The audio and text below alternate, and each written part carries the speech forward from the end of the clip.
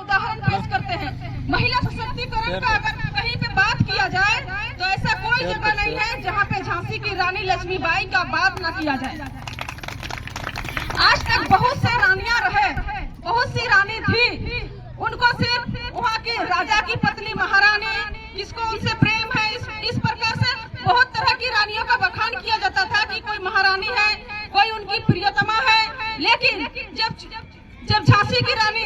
अपना साज श्रृंगार को छोड़ करके जब तीर तलवार लेकर के जब आई तो उनका इतिहास में नाम रह गया, उनका पति ना किसी का नाम नहीं रहा, उनको झांसी का रानी कहा गया। मतलब आपको भले आप गांव घर में जब तक शादी ना हो तो किसी की बेटी के रूप में जाने जाते हैं, शादी के बाद किसी की पत्नी तो किसी की पुतोह के रूप में जाने जाते हैं। लेकिन अगर आप अच्छे कर्म करते हैं, अच्छे काम करते हैं तो आपके मिसाल दिए जाते हैं। कि अभी भी हमने सनिया परवीन का पिताजी से मिले तो हम उनसे कहे कि आप उनके पिताजी हैं। इस तरह का काम हमारी महिलाओं में जब करते हैं तो उनके भाई, उनके पति, उनके पिता को उनके पिता के नाम से जाना जाता है। इस तरह का मिसाल हमारे महिलाओं ने किए हैं और जब जब इस तरह का काम होता है हम उन महिलाओं को प्रेरणा स्वरूप मानते हैं और उनका उदाहरण हम लोग पेश करते हैं। कहा जाता है हमारा भारत की संस्कृति में महिलाओं को देवी का स्वरूप मानते हैं, हम उन्हें पूजा करते हैं, पूजते हैं और घर परिवार का हर रीति रिवाज, हर धर्म संस्कृति में महिलाओं की अहम योगदान रहता है। तो अगर घर चलाने के लिए पुरुष अहम होते हैं, घर चलाने के लिए अगर पुरुष अहम होते हैं तो महिलाएं घर को स्वर्ग बनाने में उनकी योगदान अहम होती है। घर को मंदिर बनाने में महिलाओं की अहम योगदान होती है। आज हम लोग जिस तरह से झारखंड में आंदोलन कर रहे हैं, अगर हमारी सरकार बनने के बाद अगर ये जिस प्रकार की मांगे को लेकर के हम लोग आंदोलनरत हैं, अगर ये चीज हम सरकार बनने के उपरांत हम लोगों ने इसको अगर सफल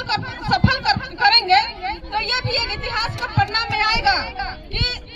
जेबीकेएस के द्वारा 2022-24 तक एक आंदोलन किया गया, इसको लेकर के लड़ाई किए गए और झारखंड में अधिकार पाया गया। ये हमारे जो वंशज होंगे वो लोग इतिहास की गाथा में पढ़ेंगे, हम सबका नाम को पढ़ेंगे। इसलिए हम सभी उन माताओं बहनों से कहेंगे कि बढ़ चढ़ के हिस्सा दीजिए झारखंड को नए आंदोलन को तेज करने के लिए कि हम लोगों का भी इतिहास में गाथा बन जाए, कि हम लोगों का आने वाला जो वंश होंगे वो लोग हम लोगों के बारे में चर्चा परिचर्चा करें। मरने का तो हमेशा मरते हैं, लेकिन कुछ काम करके चल जाए कि कम से कम चौक चौराहा में हमारे जन्म तिथि पुण्यतिथि पे कम से कम हमें एक माला नसीब हो। हमारी लीलावती दी जिस तरह से भ्रूण हत्या की, देवंती दी ने जिस तरह से भ्रूण हत्या की बात कही, अभी भ्रूण हत्या बहुत बड़ा अभिशाप है, किसी को कोई पावर नहीं दिए हैं, लेकिन उन माता पिता को कौन समझाए, उन माता पिता को कौन समझाए कि भ्रूण हत्या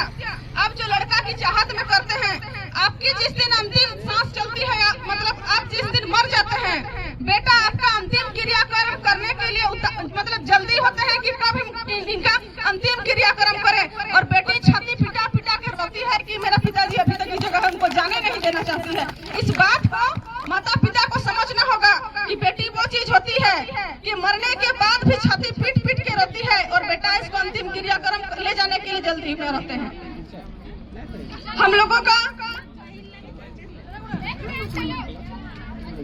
अभी तक जिस तरह से हम लोगों ने कार्यक्रम किए लोगों को जागरूक करने के लिए, हम लोग इसी तरह का जागरूकता लाते रहेंगे और हम अपना झारखंड को विकास करने को लेकर के सोचे, ताकि हमारी जो नन्हे मुन्ने बच्चे को लेकर के जो आंदोलन कर रहे हैं इस चीज को सफलता की ओर लानी होगी और अपनी बातों को हम हमारी माओ के रूप में बात को रखेंगे कि हमारे अंदर की जो मातृशक्ति है हमें इसको जगाना होगा। जिस तरह हमने अपना परिवार की सुखल कामना के लिए, अपने पति की दीर्घायु के लिए, अपने परिवार को सुख समृद्धि रहे बोल के आज हम लोग शिवरात्रि का पूजा किए हैं कि हम लोग का परिवार खुशल मंगल और सुख समृद्धि से रहे। तो अगर हम लोगों को मातृशक्ति, माँ में बहुत बड़ी शक्ति होती है, मातृशक्ति को जगाना होगा। अगर मन में ठंड पड़े लहू को उबालना होगा। बहुत कर लिए हम लोग साज और श्रृंगार, अब साड़ी खोस के अचरा खोद के हम लोगों को खतियानी दौड़ में आगे निकलना होगा, क्योंकि इतिहास में है कि जो रानियां साजो श्रृंगार करते रहे वो राजा की पत्नी ही कहलाई, लेकिन जो रानी तलवार लेके निकली वो झांसी की रानी कहलाई। आप सभी का बहुत ज्यादा काम भी होगा, हम बहुत ज्यादा समय आप लोगों को नहीं लेंगे। इन्हीं चंद शब्दों के साथ हम भगवान महादेव को फिर से प्रणाम करते हैं और आप सभी का